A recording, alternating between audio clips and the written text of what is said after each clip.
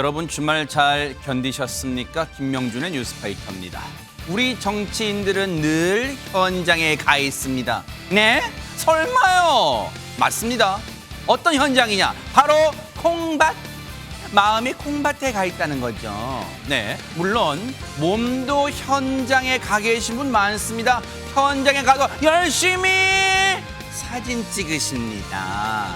그렇다면 이 경우는 어떻게 생각하십니까?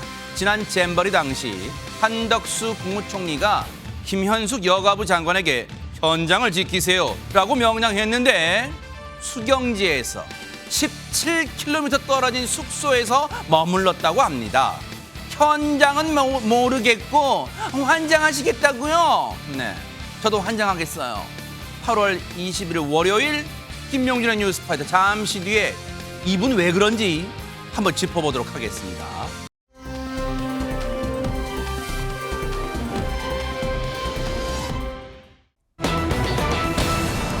세상이 요즘 너무너무 흉흉하다고 하시는 분 많잖아요. 흉기난동에 거기에 또 흉기난동 예고글에 그런데 지난 주말 이곳이 발칵 뒤집혔다고 합니다. 이담 아나운서. 네, 2호선 지하철 전동차 안에서 벌어진 일이었습니다. 아하. 지난 19일 낮 12시 반쯤이었는데요. 2호선 홍대 입구역에서 합정역 방향으로 향하는 이 지하철 전동차 안에서 한 50대 남성이 가방에서 흉기를 손에 쥔 채 남성 승객 2명을 폭행을 했다고 합니다. 그래서 얼굴을 다치게 했다고 하는데요. 이 남성이 들고 있던 흉기는요. 접이식 소형 다목적 공구라고 해서 일명 맥가이버 칼로 불리는 그것이었습니다. 이 부상을 입은 피해 남성 2명은요. 이 50대 남성과 일면식도 없는 사이라고 하고요. 다행히 크게 다치지는 않았다고 합니다. 네. 당시에요. 흉기를 들고 있는 할아버지가 있다라는 신고를 받고 경찰이 출동을 했었고 피해자 1명과 승객들이 이 남성을 제압하고 있었던 상황에 이제 경찰이 출동을 해서 10분 만에 이 남성을 현행범으로 체포했는데요. 이때도 이 남성은 계속해서 고함을 치고 시민들을 위협했다고 합니다. 지금 순간 아수라장 그리고 쑥대밭이 됐어요. 왜냐하면 앞서 영상 잠깐 보셨죠? 아마 그 순간에 그 열차에 전동차에 타고 계신 분이 승객분이 찍은 것으로 추정되는데 그 영상만 봐도 물론 저희가 그걸 그대로 보여드릴 수 없어서 화면을 좀 뿌옇게 처리한 것은 아실 거예요, 여러분들이. 그런데 최재명 교수님, 저 영상 뿌옇게 처리됐지만 저 영상만 봐도 얼마나 긴박했는가가 느껴져요, 지금. 당연하죠. 흉기를 들고서 거기 얼마나 많은 사람이 타고 있었습니까? 잘못 휘두르다면요. 그냥 많은 사람이 엄청난 피해를 당할 수 있는 상황이었어요. 네. 그런 상황이었는데 저 못된 짓을 한 사람 경찰의 초기 진술 내용을 보면 더 황당합니다. 뭔데요? 뭐라고 얘기했냐면요. 열차 내에 여러 사람이 공격을 해 방어 차원에서 폭행한 것이다. 근데 누구도 공격한 적이 없어요. 근데 본인이 그렇게 지금 얘기를 하고 있는 상황이고 50대 네. 남성이고요. 경찰의 조사 결과 이 남성은 과거에 미부나 조현병 진단 이력이 있는 것으로 나타났고요. 네. 치료를 중간에 중단한 것 같습니다. 2019년 이후에 치료를 중단한 것으로 확인이 됐고 경찰은 당시 상황이나 50대 남성의 행동 그리고 진술이 신빙성이 없다고 보고 이 사람을 어제 특수상해 혐의로 구속영장을 신청을 했습니다. 치료 전력이 있다 하더라도 저런 흉측한 범죄가 용서받을 수 있는 건 아닐 거예요. 오늘 구속영장 이 실질심사가 있었어요. 그런데 과연 오늘 법원에 출석할 때 어떤 모습이었는지 여러분 한번 보시면 더 깜놀하실 거예요. 한번 보시고 이어가 보도록 하겠습니다. 통방송 왜 중단하신 건가요? 혐의는 인정하세요? 무슨 혐의 인정해요? 다치신 분들한테 하실 말씀 없으세요? 저기 경찰들의 불법적인 행동을 모색했습니다.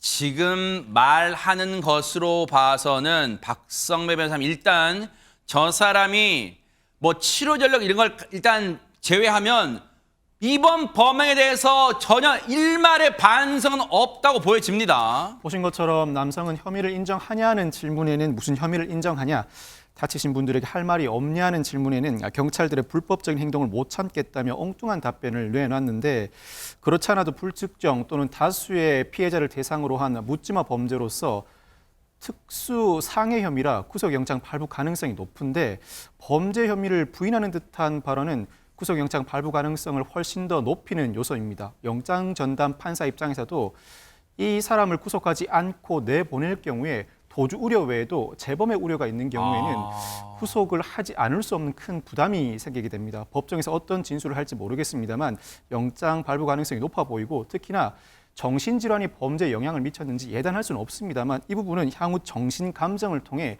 실제로 정신질환이 범죄에 영향을 미칠 정도라면 치료 감호 집행을 한 뒤에 형 집행을 할 문제이지 수사 단계에서 구속 여부 판단할 때는 특별히 영향을 미치는 사유가 아닙니다. 그러네요. 정말로 뭔가 정신치료가 그걸 받지 않은 게 문제됐다면 이 인신을 구속한 상황에서도 치료할 수 있는 거지. 이걸 무작정 지금 풀어줄 수 없다는 말씀이잖아요. 정말 근데 유인계 평론가님 그런데 저곳이요. 주말에 그것도 시민들이 가장 많이 오고 가는 붐비는 교통수단이 지하철이란 말이에요. 다시금 불안감이 커질 수밖에 없어요. 남녀노소 누구나 타는 지하철이기 때문에 더욱더 그럴 겁니다. 그래서 서울교통공사는요, 흉기 난동 범죄에 대비해서 경계 근무를 강화하기로 했습니다.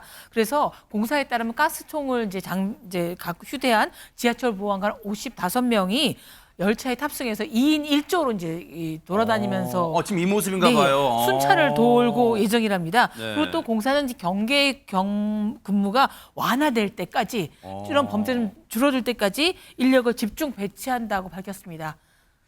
그 혹시 주말 사이에 이 시청자분들도 주변에 산책하신 분들 보시면 혹시 조금 달라진 거 느끼신지는 몰라요. 저는 저희 동네 한번 산책 갔더니 어제요.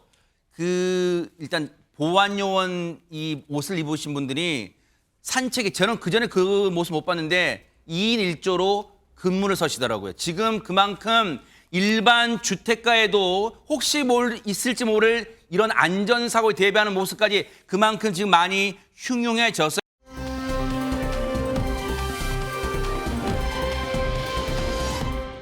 그런데 이게요. 지금 무슨 유행도 아니고요. 최정화 기자 이번에 또 어디서 흉기 난동이 벌어진 거예요? 너무나 일상적인 장소입니다. 바로 편의점인데요. 어머. 지난 17일 새벽 4시 40분께 이 충북 음성의 한 편의점에서요. 발생한 흉기 난동 사건이 또 한 번 뉴스를 탔습니다. 영상으로 먼저 보시죠. 세상에 요즘 왜 이래요 진짜. 네, 편의점에서 나온 남성이요. 이렇게 급하게 등 뒤로 뭔가를 숨기고 있죠. 네. 뒤따라 나온 점주와 이렇게 이야기를 나눕니다. 네. 그런데 이 파란 옷을 입은 점주가 편의점으로 들어가려던 이 순간 점주를 향해 등 뒤에 숨겼었던 흉기를 휘두릅니다. 어머. 이 흉기가 아슬아슬하게 점주의 얼굴을 비켜놨는데요. 어머. 남성은 계속해서 흉기를 휘두르고 있습니다. 점주와 몸싸움을 이어갔고요. 점주는 결국 이 남성을 편의점 안으로 데려가 흉기를 빼앗은 뒤 제압을 했습니다. 아하.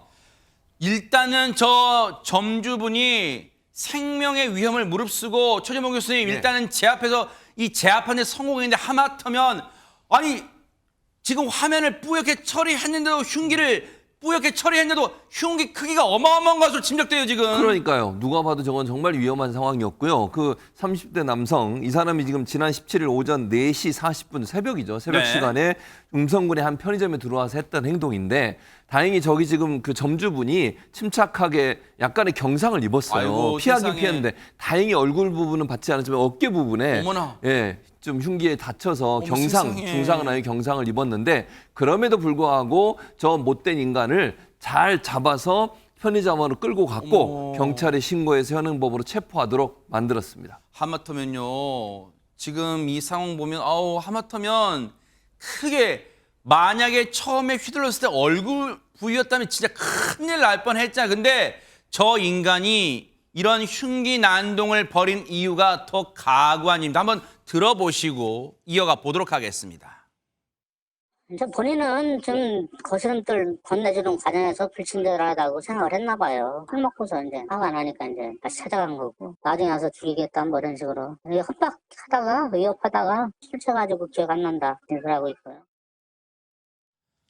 저 CCTV 상에 보면 박성배 변호사님 이 인간이 한단 말이 편의점 점주가 거스름돈을 건네주는 게 불친절했다는데 대체 어디에 불친절한 대목이 보일까요? 일단 이 남성은 흉기 난동을 벌이기 전에는 맨정신으로 편의점에서 담배를 샀습니다. 당시 점주가 이 남성에게 거스름돈을 돌려줬는데 그 과정에서 거스름돈을 손에 쥐어주지 않았다는 점에 대해서 크게 분노를 했다고 합니다. 아하. 집으로 돌아온 뒤에 흉기를 가지고 편의점으로 다시 돌아오는데 이후에는 난동을 벌이죠. 이때는 만취 상태였다고 합니다. 그 사이에 화가 나서 상당량의 술을 마셨을 것으로 추정되는 상황인데 그럼에도 불구하고 경찰은 이 남성을 특수상해 혐의로 입건한 후에 구속영장을 신청했습니다.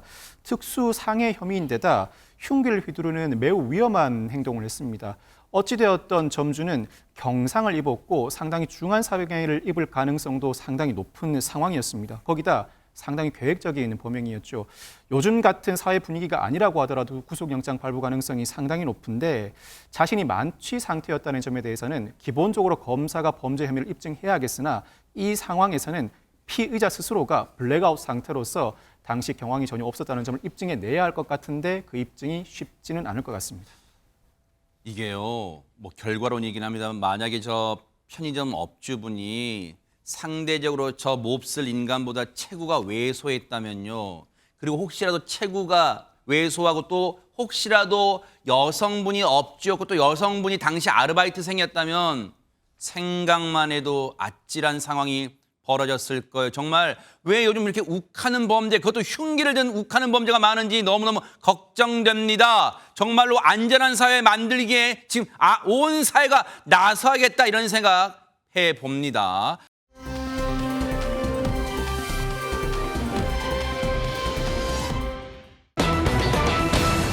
참 말도 많고 탈도 많았던 지난 잼버리 대회. 그런데 이 기간에 말이 부각됐던 사람도 있고 행동이 부각됐던 사람도 있어요. 두 사람 한꺼번에 보여드릴게요. 보시고 이어가 보도록 하겠습니다.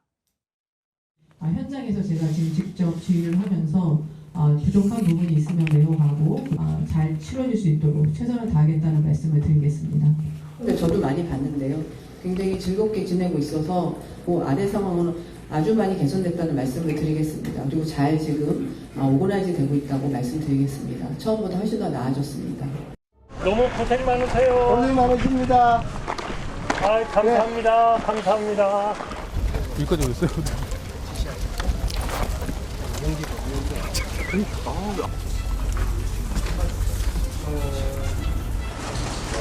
일 지저분하다.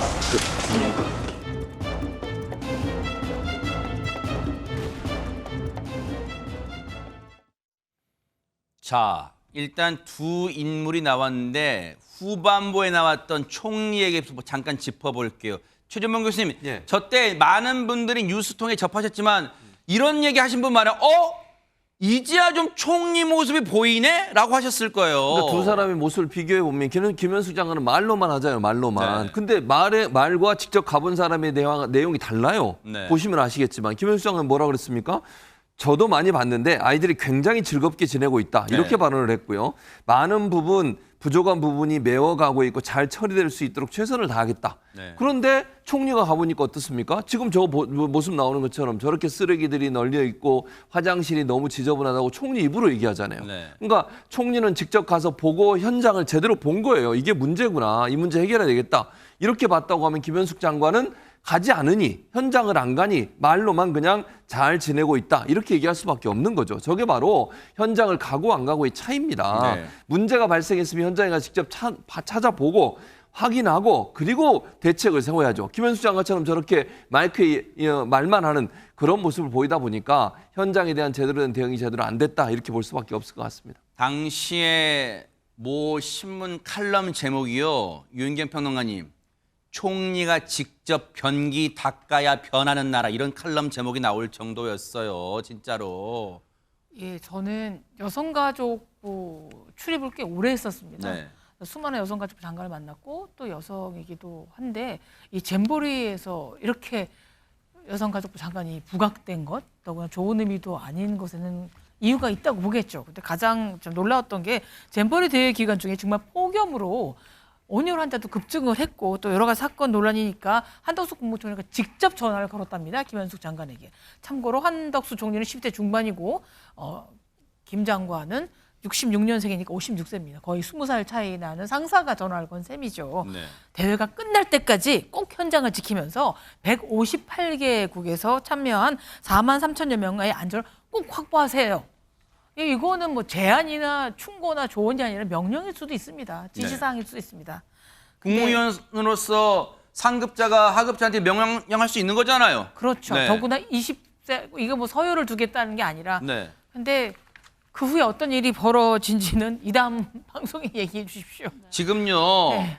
총리가 오죽하면요. 무슨 이런 일을 예견했다기보다는 늘 어떤 사안이 있으면 철저하게 대비하라는 거잖아요. 그러니까 주무부처 장관으로서 현장에 머물면서 진두주의 하세요. 전화로 지시하는 거예요. 그러면 네, 알겠습니다. 한치의 빈틈도 없이 하겠습니다. 총성해도 될까 말까인데 어떻게 안 좋아하세요? 야영장이 아니라 거기서 떨어진 곳에서 진짜 머물렀다는 게 이게 레알이에요? 이담하는 진짜예요? 레알입니다. 진짜 이 야영지에서 17km 떨어진 국립공원 공단 변산반도 생태탐방원이라는 곳에서 머물렀는데요. 1일부터 현장이 이제 태풍으로 8일날 조기 철수를 했잖아요. 8일까지 그곳에서 머물렀습니다. 그 생태탐방원 같은 경우에는요, 지난 7월에 새로 문을 연 곳입니다. 그야말로 새 건물입니다. 2인실에서 8인실까지 있다고 하고요. 각 방에요, 화장실이랑 샤워 부스랑 뭐 에어컨도 잘 설치가 돼 있는 아주 환경이 좋은 곳이라고 합니다. 참고로요, 김 장관과 공동조직위원장인 이상민 행정안전부 장관 같은 경우에는 정부 차원에서 이제 총력 대응 방침 내려졌던 4일부터 이제 6일까지 텐트에서 야영을 했다고 하고요. 김관영 전북지사는 잼버리 기간 내내 야영을 했다고 합니다. 아니 근데 보세요. 그러면 보세요. 이상민 장관도 그동안 뭐 여러 가지 문제로 뭐 말도 많고 탈도 많았던 이상민 장관도 지난 4일부터 4, 5, 6 사흘간 야영했고, 그리고 해당 지자체장도 김관영 전북지사도 야영했어요. 그러면 아니 일단 최전문 교수님, 예. 주무부처 장관, 여가부 장관은 왜 17km나 떨어진 곳에 혹시 전화로 지시를 잘못 이해하는 거 아니야? 숙소에 가서 아주 17km 떨어진 숙소에 가서 에어컨 나오는 곳에서 전화를 보고를 받으세요. 혹시 그렇게 들은 거예요? 그건 그랬다면 진짜 말이 안 되는 거죠. 아니, 총리가 아까도 이 말씀드렸지만 직접 경험에서 나오는 걸 가지고 문제가 있으면 바꾸라고 현장에 있으라는 거 아닙니까? 현장에 가 있으란 말은 야영지 숙소에 있으라는 거예요. 그리고 잼버리의 기본적 그 규칙이 뭔지 아세요? 모든 사람은 지도자든 학생이든 다 야영하는 거예요. 아, 그 잼버리 정신이에요? 잼버리 정신이에요. 아. 잼버리 정신에 자기가 잼버리 조직위원장이잖아요. 옷도 보이스카드 옷까지 입고 있잖아요. 그럼 잼버리 정신을 따라야죠. 아니, 그리고 총리가 저렇게 지시할 때는 총리가 얼마나 답답하면 저렇게 지시를 했겠어요. 이렇게 전 세계적으로 우리나라의 이미지가 떨어질 정도로 어려움을 겪고 있는 잼버리 현장에 네. 문제가 있는 걸 직접 가보니까 이거 안 되겠구나. 네. 이거 직접적으로 경험하고 문제 있으면 바로바로 고치게 만들어야지. 그래서 장관한테 가 있으라는 거 아닙니까? 아하. 그런데 본인은 저렇게 에어컨 나오고 샤워장 있고, 아니 왜 저분은 저기가 17km나 떨어져 있는 저곳까지 가서 거기서 머물러 있습니까? 아하. 야영지에서 잠 자면서 네. 직접 문제가 뭔지를 확인했어야죠. 아하. 혹시 박성배 변호사님, 이상민 장관이나 김관영 지사 거기 생태탐방원 문 열었었어. 아우 나도 그거 알았으면 나도 에어컨 거기서 시원하게 잘 걸. 설마 그러지는 않겠죠? 그렇지는 않겠죠. 지시에 정당하게 응하는 게 공직자의 모습이라고 할 수 있는데, 논란이 커지자 여가부가 어제 보도자료를 냈습니다. 뭐라고요? 그 보도자료 내용을 살펴보겠습니다. 김현숙 장관도 수경을 검토했지만 신변을 위협하는 협박으로 경찰의 보호를 받는 상황에서 수경시 위해 요소가 커질 수 있다는 우려에 수경하지 않았다. 결과적으로 불편에 노출된 대원들과 함께 야영하지 못한 점 아쉽게 생각한다는 내용입니다. 당시 SNS에 김영숙 장관에 대한 신변 위협 게시글이 올라왔고, 전북경찰청이 신변 보호를 한 후 수사 중이었다는 것입니다. 현재 김영숙 장관에 대한 경찰의 신변 보호는 해제된 상태입니다. 그럼 거기서 안전하게 지금 보호받았다는 거예요? 아니, 저는 그것도 말이 안 된다고 생각해요. 보호라고 하는 것이 그렇다고 해서 그러면 김현수 장관의 그런 위해가 실제로 가해졌냐? 그것도 없어요. 한 번도 없었잖아요. 그리고 다른 사람도 그럼 동일한 거예요. 사실은 김현숙 장관이 주무장관이라 하지만 행안부 장관 이런 사람들도 사실은 다 책임이 있는 거 아닙니까? 같이? 그 김관영 전북지사도 마찬가지고, 그 사람들은 그러면 뭐 만약 위해가 있다면 위해 대상이 아니에요? 그럼 그 사람들도 거기가 있었어야죠. 근데 이분 지금 국립공원 이 숙소라고 하면서 여가부에서 밝힌 내용이 더 황당한 게 뭔지 아십니까? 김현숙 장관이 묵은 숙소는 1박에 3만 원짜리다. 그렇게 얘기해요. 그러면서 비용이 저렴하고 인근의 다른 숙소도 마땅치 않아서 거기에 숙소를 가졌다는 거죠. 3만 원이라고 하는 건 국가가 운영하기 때문에 그래요. 저기 생태원에서 국립 국가에서 운영하는 그런 그 숙소예요.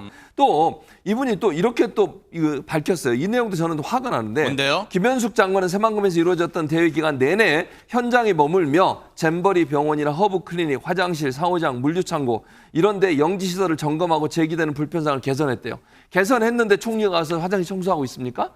개선했는데 총리가 쓰레기 줍고 다니고 있냐고요. 네. 아니 발표한 내용들마다요. 불만 사항이 별로 없습니다. 네. 4% 정도밖에 불만이 없고요. 다들 잘 지내고 있습니다. 이런 얘기를 했다고 하는 것은 현장을 가보지 않은 사람의 말이라고밖에 볼 수 없어요. 3만 원짜리의 문제가 아니라 다른 사람은 다 영지에서 잼버리 정신 다 고려해서 수경을 하고 있는데 본인만 호텔 같은 숙소에 갈 수 있었던 게 문제라는 거예요. 저는요, 우리 한국어가 이렇게 어려운 줄 몰랐어요. 유인경 평론가님. 김현숙 장관은 새만금에서 이루어졌던 대회 기간 내내 8월 1일부터 8일까지입니다. 현장에 머물며. 그럼 언제부터 현장이란 개념이 반경 17km까지를 다 현장으로 봐요?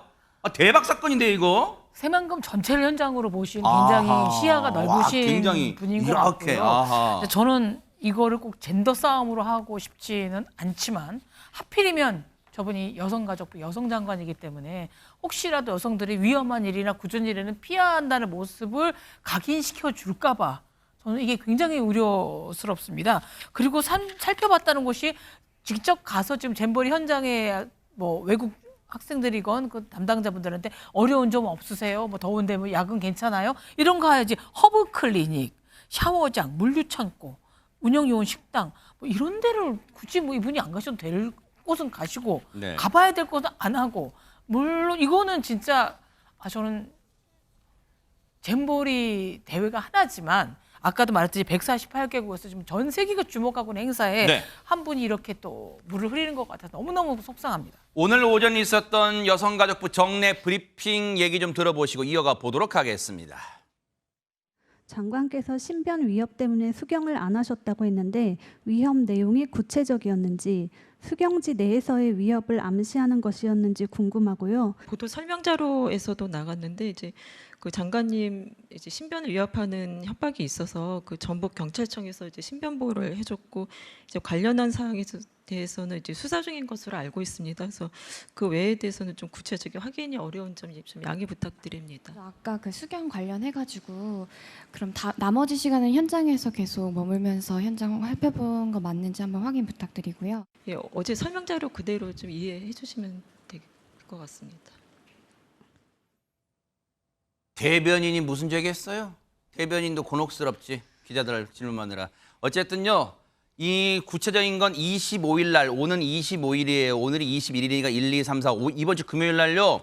여성가족이 전체 회의에서 아마 파행에 대해서 여야 할 것이 아마 이 질타가 쏟아질 거예요. 한번 그때 한번 잘 보시기 바랍니다. 한번 잘 뜯어볼게요. 뉴스파이터도요.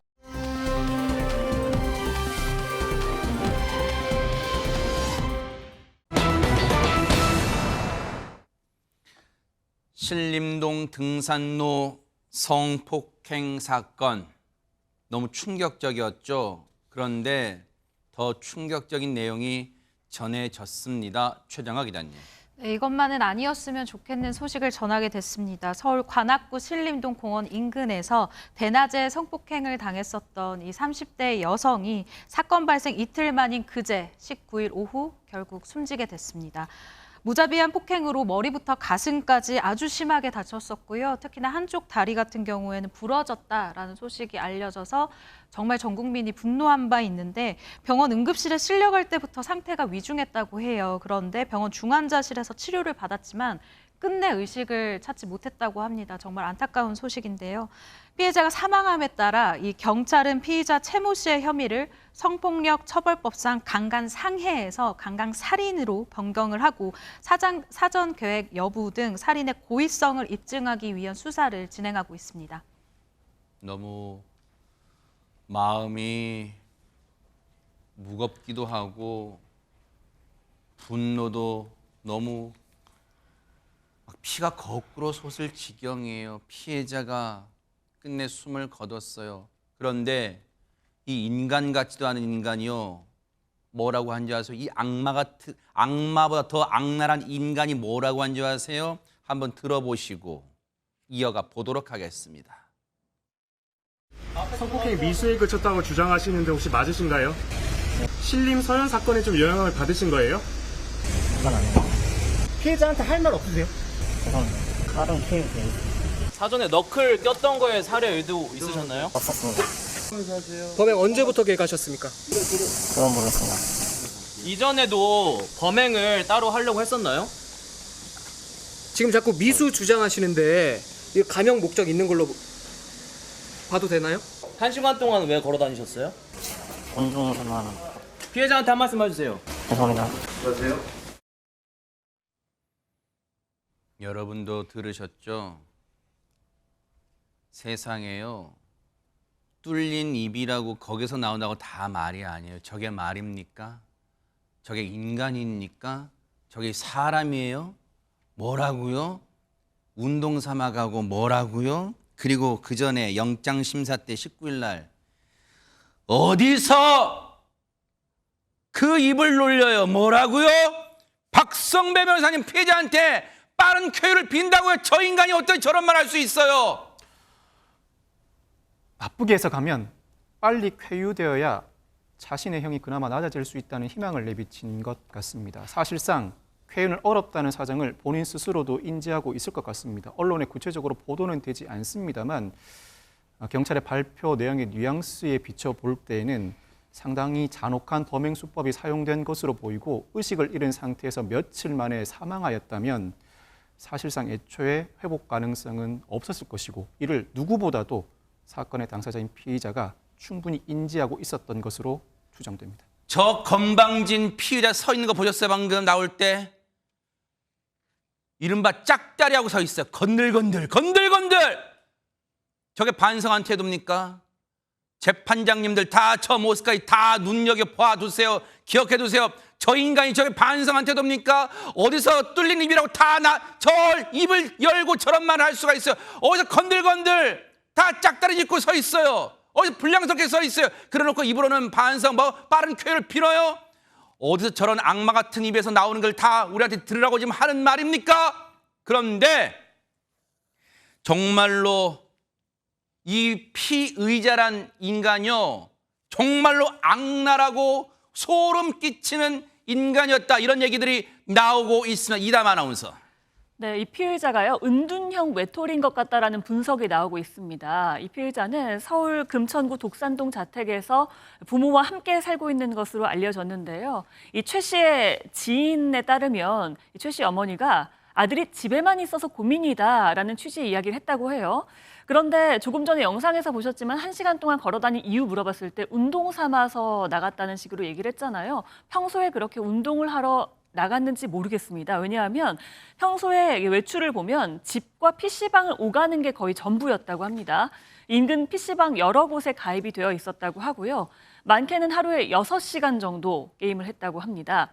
심지어 한 PC방에서는요, 2년 동안 570시간 넘게 게임을 했다고 하는데요. 이게 거의 매일 가서 1시간 정도는 했다는 얘기예요. 매일 가도요. 네. PC방 관계자는 설이나 추석 연휴에도 자주 PC방에 놀러 와서 기억이 난다라고 이야기를 했다고 합니다. 네. 설이나 추석 연휴 같은 명절에는 보통 가족 친지가 모여 있잖아요. 이럴 때도 혼자 PC방에 와서 게임을 했다고 하고요. 피해자 휴대전화 포렌식을 했는데 경찰 관계자에 따르면 친구로 추정되는 인물과 연락한 거는 굉장히 드물다, 극히 드물다면서 통화 기록에는 음식점에 배달 전화 건 게 전부다라고 이야기를 했습니다. 그런데요, 여기서 우리가 분명히 해야 될 건 있다고 봐요. 집과 PC방을 오간다고 다 잠재적 범죄자입니까? 그건 아닐 거예요. 집과 PC방 별로 사교성이 없어서 그렇게 지내는 사람도 있을 수 있어요. 그런데 문제는요, 최진봉 교수님, 그러면서 뭘 검색하고 뭘 즐겨보고 어떤 사고방식 갖고 어떤 생각을 갖고 있었는데 그게 중요한 거예요, 저 인간이. 맞아요. 그러니까 저 사람에 대해서는 이 범죄나 범행의 내용을 보면요, 정말 끔찍해요. 어떻게 저렇게 범죄를 할 수 있을까, 그런 느낌이 들 정도고요. 그리고 공감도 못해요. 제가 이제 말씀을 드리려고 하는데 피해자가요, 그러니까 현장에서 경찰이 도착해서 피해자는 거의 그냥 의식불명의 상태였어요. 그렇게 엄청나게 피해를 당한 상태였어요. 그런데 이 인간을 잡고 나니까 이 인간이 경찰한테 했던 첫 번째 말이 뭔데요? 물 좀 주세요였어요. 하하하. 야, 근데 이 사람을 보면서 진짜. 그러니까 체포 과정에서 경찰, 그러니까 이 자기가 다른 사람한테 자기 몸 귀한 줄은 안다 이거예요 그러니까 지금? 피해자가 느낄 고통에 대해서는 전혀 공감을 못하는 거잖아요. 그리고 또 하나 이 사람이 지금 양손에 소위 이제 너클이라고 하는 도구를 끼워서 피해자에게 피해를 준 거거든요. 그걸 끼면서 처음엔 뭐라고 진술했냐? 가방에 넣어서 갔다라고 얘기했는데 실제로 보면 CCTV 보면 가방이 없어요. 그 말은 미리 주머니에 넣든지 손에 끼고 간 거예요. 그러니까 이미 범행을 하려고 누군가 잡히기만 하면 한번 그 범행을 하겠다라는 작정을 했다는 거예요. 네. 만약에 가방에 넣고 갔다고 하면 그게 증거가 있어야 CCTV에 그게 전혀 들어있지 않고요. 그래서 지금 경찰은 프로파일러 2명을 투입해서 피의자에 대한 심리 분석을 지금 하고 있다고 합니다. 이 영상 보세요. 예. 이게 우리 MBN의 사건 기자가 제일 먼저 언론사 최초로 이거 입수해가지고 보도했을 때 보세요. 저게 무슨 가방에 있어요? 가방에 무슨 넣긴 누가 넣어요? 지금 최진봉 교수님의 어떤 이 추정처럼 저 반바지 주머니 어딘가에 지금 그 흉측한 물건이 있었을 가능성이 크잖아요, 지금. 그렇죠. 그러니까 미리 준비를 했을 가능성이 있고 범행 대상을 찾으려고 했을 가능성도 있다고 봐요, 저는. 우연히 일어난 범행이 아니란 말씀을 드리고 싶은 것이고요. 그래서 지금 프로파일러들이 투입이 돼서 심리 분석을 하고 있고요. 상담을 하고 있는데 조만간 저 사람에 대한 사이코패스 진단 검사가 진행될 것으로 보여지고요. 23일 날 신상공개위원회를 열어서 피의자의 신상공개 결정을 하게 되는데 당연히 저는 해야 된다. 천인공노할 일을 저지른 사람에 대해서 국민이 반드시 알아야 되고요. 그 사람이 저 얼굴, 뻔뻔한 얼굴을 우리 국민 모두가 기억하고 있어야 된다. 이렇게 생각합니다. 피해자분이 안타깝게 목숨을 잃었잖아요. 숨을 거뒀어요. 정말 원통해요. 가족분들 얼마나 황망하고 분노가 치밀겠어요. 그런데 피해자분의 그날 아침 행적이 좀 더 자세히 알려지면서 더 안타까움을 더하고 있다면서요. 예, 이제 피해자의 직업이 이제 선생님, 교사로 그래요? 알려졌죠. 그리고 많은 분들이 뭐 운동이나 산책을 하러 갔던 도중에 이제 이런 황당한 일을 겪었다는 거 그게 아니고요. 17일 날 오후 2시는 체감온도 35도 이상의 폭염이 되는 날이어서 산책하기도 적당하지 않았고요. 네. 실제로 선생님이 연수 업무를 교내에서 실시하기 위해서 평소에 자주 이용하던 등산로로 출근하는 중이었습니다. 예, 해당 그 피해자 선생님은 학교에서 체육부장을 맡고 있어서요. 그 연수 업무 때문에 오전에 출근길에 지금 나섰던 거군요. 오전에 네네. 11시 넘어서. 예, 어머. 나섰는데 학교 체육부장을 맡고 있는데요. 사건 하루 전부터 인 16일부터 오늘 22일까지 진행되는 교직원 연수 기획을 운영 업무를 이제 맡은 것으로 알려져서 그날도 성실하고 충실하게 책임을 다하기 위해서 출근하던 길이었습니다. 이러다 보니까 최정아 기자님 주변에선 그런 얘기 나온다면서요. 뭐뭐 했더라면. 그러니까 이 선생님이 그 업무를 맡지 않았더라면 하는 어떤 탄식도 나온다면서요. 네, 그렇습니다. 이 피해자의 고향이 부산으로 알려져 있는데요. 이 학교로 출퇴근을 하기 위해 서울에 이 자취방을 얻었었던 상황이었던 거예요. 그런데 이 피해자 같은 경우에는 이 방학 기간이 길잖아요. 그럼 이 방학 기간이 되면 고향인 부산으로 내려갔었던 그런 분이라고 합니다. 피해자의 한 대학 동기가 이런 이야기를 전했는데요. 친구가 방학 기간에 신림동 자취방에 있을 이유가 없다. 그런데 워낙 솔선수범하는 친구이다 보니까 남들이 꺼리는 이 방학 중 연수를 맡았다가 그만 변을 당했다라고 안타까움을 전했고요. 또 무엇보다 그럼 왜 방학마다 부산에 갔을까를 생각해 보면 더욱 안타까워지는 것이 지난해에 아버지가 돌아가신 이후로 어머니를 보살피려 방학마다 부산에 내려가서 방학 때마다는 거의 얼굴을 보기 힘들 정도로 효녀였다라는 동료 교사의 이 증언이 있습니다. 이번에도 연수를 받으려고 애써 서울에 올라온 것이다라고 이야기를 해서 안타까움이 더욱 진해지고 있습니다. 이 피해자 같은 경우에는 글쎄 요즘 이런 뭐랄까요? 이런 피해자들의 사례를 들어보면 비하인드가 너무 안타까운 경우가 많은데 평소 굉장히 또 성실했던 것으로 알려져 있어요. 피해자의 지인이 이렇게 얘기를 하는데요. 연수 과정이 오후 2시부터 시작이라고 합니다. 그럼 보통은 한 10분 전 아니면 정시에 맞춰서 들어오게 되잖아요. 그런데 이 피해자 같은 경우는 항상 1시간 전에 먼저 도착을 해 있었던 세상에. 그 정도로 성실한 교사였다고 합니다. 평소 누구보다 성실하고 그 누구보다도 효녀였던 피해자분 안타깝게 숨을 거두고 말았습니다. 지금 빈소가 눈물바다를 이뤘다는데요. 동료 교사분의 얘기 좀 들어보시고 이어가 보도록 하겠습니다. 곳곳에서 오열하는 소리가 이어졌고 너무 좋은 선생님이셨는데 다 믿기지 않는다. 너무 마음이 아프다. 제자들이 서럽게 오는데 정말 너무 마음이 아팠습니다. SNS가 제자들 사진으로 가득할 정도로 아이들 사랑하고 늘 밝은 정말 에너지가 넘치는 선생님이셨거든요. 자기가 좀 힘들어도 매사에 솔선수범하는 성격이셨어요. 아이들과 다양한 활동을 하고 때로는 친구 같은 선생님으로 인기가 많았던 것으로 알고 있습니다. 양손에 그렇게 무시무시한 너클을 끼고 가혹한 폭행으로 사람을 거의 초주검으로 만들어 놓고 빠른 쾌유를 빈다는 그런 말은 정말 인면수심의 발언이라고 생각합니다. 그것에서는 정말 이런 마음 아픈 일 없이 아프지 말고 네. 너무 마음이 아파서 말을 못 잇겠네요. 네.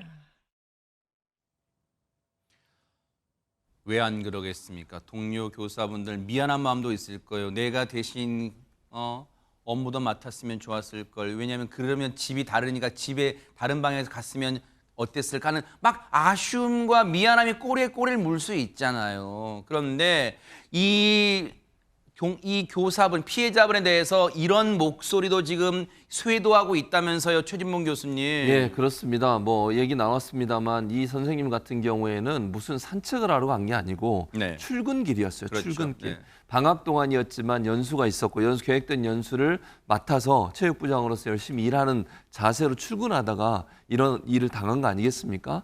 그래서 이 유족들이나 지인분들은 순직으로 인정해달라 이렇게 요청을 하고 있습니다. 이분이 무슨 뭐 놀러 가거나 아니면 개인 활동을 하면서 이런 일을 당한 게 아니기 때문에 여기에 대해서 조희연 서울시 교육감은 유족의 말을 들어보니 공무상 재해에 해당하는 것으로 보인다라고 얘기를 하면서 사실관계 잘 확인해서 순직으로 인정받을 수 있도록 최대한 노력하겠다 그렇게 밝혔다고 합니다. 이건 진짜 그냥 하는 말이 아니라 정말 책임감과 진정성을 갖고 조희연 교육감이 진짜 이 문제 해결해 주세요. 정말로 유족들이 허망하지 않고 정말 더 분노가 치밀지 않도록 죽음만은 정말로 우리가 뭔가 위로도 해드려야 되는 거 아니에요? 그리고 그 고귀한 생명 우리가 존중해주는 의미도 표시해야 되는 거 아니에요? 정말로 진정성 있는 대책 나오기를 기대를 해보도록 하겠습니다.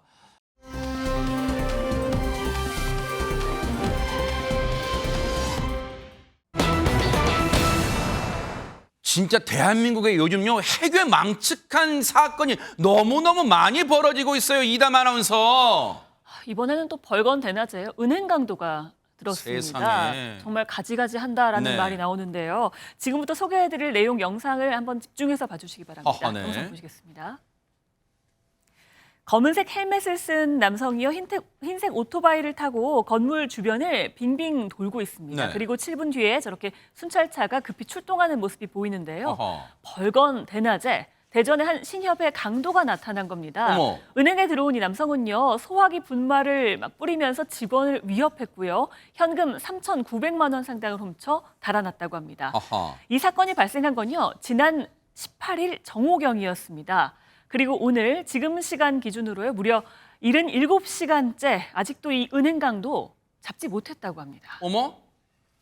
아니 이게 말이 되는 거예요? 지금 저희가 뭐 잘못 들은 거 아니죠? 지금 최정화 기자님 졌다가 무더 어두컴컴한 시각도 아니에요. 벌건 대낮이에요. 근데 지금 이 시각까지 77시간 넘게 저 인간을 못 잡고 있다고요 지금? 네, 사건이 일어난 건 말씀드렸다시피 18일 정오였습니다. 금요일 정오였는데요. 해당 신협은 원래 6명의 이 직원들이 근무를 하고 있다고 해요. 그런데 이날 같은 경우에는 지금 또 휴가 기간이다 보니까 휴가를 간 직원, 그리고 점심시간이니까 점심을 먹으러 간 직원까지 모두 다 빼고 단 2명의 직원, 그러니까 남자 직원, 여자 직원 단 2명의 직원이 자리를 지키고 있었다고 합니다. 당초 언론에서는요, 직원 2명 중에 남성 직원이 화장실에 간 사이에 여직원만 있을 때 이 사람이 이 범인이 들어와서 이런 행동을 저질렀다라고 보도가 됐는데요. 오늘 우리 제작진과 통화에서 신협 관계자가 아니다. 두 사람 모두 다 있는 상황에서 범행이 이뤄졌다라고 답변을 줬습니다. 정말 그런데 다행히 다만 이 당시 은행에는 방문한 손님이 없었고요. 또 인명 피해 역시 발생하지 않았다고 합니다. 일단은 인명피해가 없었다니까 그 와중에도 다행인데 일단 시청자분들은 그런 생각 드시고 저런 금융기관에는 입구 쪽에 청원경찰 뭐 가스총이나 이런 거 차신 분 안 계시나 하실 텐데 관련 얘기 들어보시고 이어가 보도록 하겠습니다. 휴가나 이런 걸로 빠지셔서 오늘은 4명 근무하고 계셨다고 하더라고요. 그중에 2분은 좀 점심 식사 가셨고 청원경찰은 따로 안 계십니다. 그 지점에는. 비용 문제 때문에. 네네, 그런 부분이라든지. 묻지마 칼부림도 나고 또 뭐 살인도 나고 대낮에 강도 사건도 있고 그래서 너무 세상 살기가 불안한 것 같아요. 혹시요, 박성배 변호사님, 청원경찰은 모든 금융기관에 의무적으로 돼야 되는 거 그런 건 아닌가 봐요. 그렇지는 않습니다. 청원경찰은 국가기관이나 중요 시설에 배치돼 경찰관 직무집행법상 경찰관의 직무를 수행하는 역할을 하는데 다만 그 비용을 그 기관 관리 주체가 스스로 부담해야 합니다. 오늘 제작진이 재차 해당 신협에 확인해 본 바에 따르더라도 제2금융권은 청원경찰이 의무사항이 아니다라는 답변을 받았습니다. 그래요? 다만 현재 국회에서는 청원경찰법 개정안이 발의 논의 중인데 현행법은 각 기관에 청원경찰을 배치할 수 있다고 정해두고 있지만 이를 의무 및 상시 배치로 강화하는 것이 그 내용의 골자입니다. 아니 그러면 퍼뜩 이런 생각이 들어요. 박성배 변호사님. 자, 저 해당 금융기관은 청원경찰도 없어요. 그리고 총 원래는 6명의 직원인데 4명이 휴가 등등등 갔어요. 그리고 당시에는 점심시간이고 좀 인적이 저 손님 드문드한 시간대를 알았어요. 단 2명밖에 없었다는 거 혹시 저 내부 사정을 능숙하게 알고는 익숙하게 알고는 삼짓 아니에요? 이 사건 접하는 순간 저 스스로도 이 사건 용의자는 속된 말로 전문가의 냄새가 상당히 많이 풍겼습니다. 범행 시간이 점심시간이고 하필이면 청원경찰이 없는 금융기관을 노렸을 뿐만 아니라 도주 경로도 상당히 복잡해 보이고 지문을 비롯한 일체의 흔적을 남기지 않습니다. 초범으로서는 도저히 실행 불가능한 범행을 실행한 것으로 보이는데 이 용의자는 범행 당시 신협 직원에게 자신이 챙겨간 등산 가방에 현금을 담게 했는데 이 가방의 행방도 아직까지는 확인되지 않고 있습니다. 현재 경찰은 수사상 밝힐 수 없다는 입장으로 보입니다만 현재 상당 부분 쫓고 쫓기는 수사가 진행되고 있는 것 같습니다.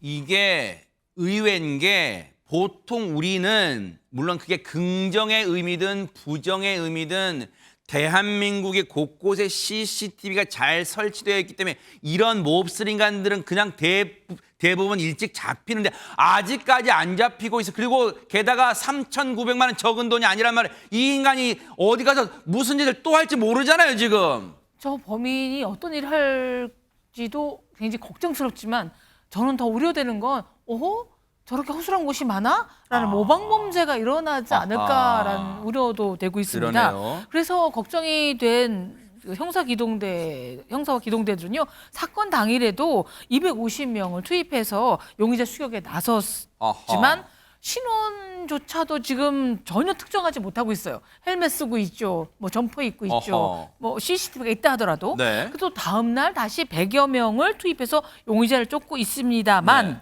나을지 우리 무중이죠.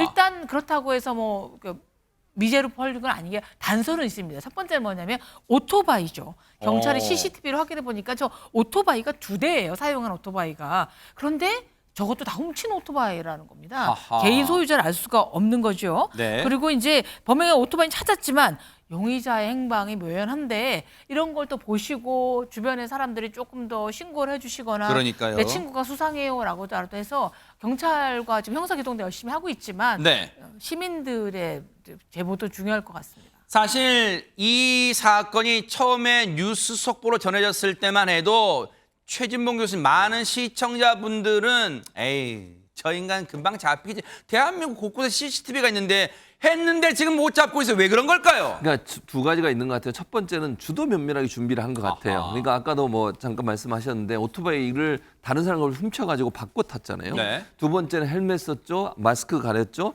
그다음에 손에 장갑을 끼고 있어요. 지문이 남질 않습니다. 네. 그리고 더 주도 면밀한 건 보통은요 급하게 이렇게 돈을 훔쳐갈 때는 그냥 막 돈만 들고 뛰잖아요. 근데 그렇지 않고 뭘 하냐면 이 사람이 소화기까지 챙겨갔어요. 아하. 그 사람이 소화기로 뿌렸거든요. 근데 네. 그 소화기까지 챙겨갈 정도로 주도 면밀하게 준비를 했고 또 하나는 이 뺑뺑이 수법이라고 일명 그렇게 부르는데 이게 뭐냐면 여러 길들을 왔다 갔다 하면서 혼란을 주는 거예요. 예를 들면 CCTV가 없는 조그만 길로 들어갔다가 국도로 나갔다가 들어왔다가 고속도로 나갔다 들어왔다 이런 방식으로 하다 보니까 CCTV를 모두 다 확인해야 되는 거예요. 시간이 점점 길어지는 거죠. 그러니까 예를 네. 들면 한 방향으로 쭉 갔다고 하면 하나의 고속도로의 CCTV만 쭉 보면 되는데 그렇게 안 하고 국도 여러 곳을 들락날락하고 네. 대전 주변에 있는 여러 지역들을 다 왔다 갔다 하면서 상당히 큰 혼란을 주니까 검증해야 될 것도 많고 봐야 될 CCTV도 많다 보니 시간이 좀 길어지는 것 같습니다. 공범이 있을 가능성도 있어요. 왜냐하면 오토바이를 버렸는데 대중교통 이용하지 않았을 거란 말이에요. 분명히 공범 여부까지 있다면 반드시 하루빨리 검거돼야겠다 이런 생각해 봅니다. 이 방송 끝난 즉시 검거됐다는 속보 들려오길 기대를 해보도록 하겠습니다.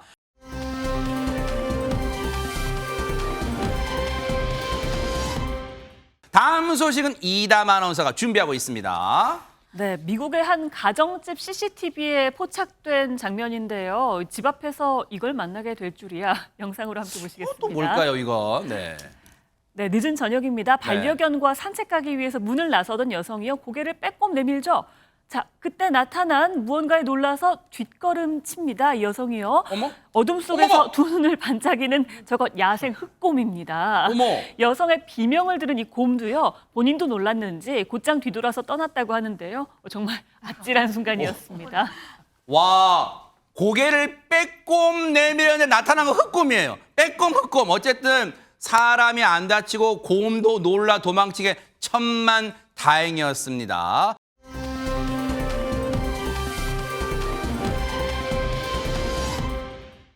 오늘의 클로징은요. 대전 동구에 사시는 신영광 님이 사진과 함께 보내주셨습니다. 이름 좋은데요. 영광. 네.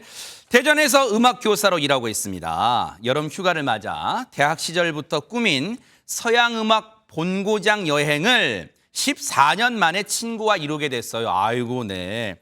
오스트리아 방문 때 모차르트 생가 앞에서 기념사진을 찍다가 문득 가지고 간 태극기가 생각나서 급하게 꺼내서 찍었어요. 아이고, 이 모습인가 보네요. 음악의 본고장에서 자랑스러운 한국인임을 전 세계에 널리 알리고 우리 제자들에게도 한국인의 자긍심을 심어주고 싶었는데 저도 모르게 찍다가 울컥했습니다. 이렇게 보내주셨습니다. 세상에 신영광님 정말 큰일 하셨어요. 저도 울컥했습니다. 김명준의 뉴스파이터 여기서 마치겠습니다. 함께해 주신 여러분 고맙습니다.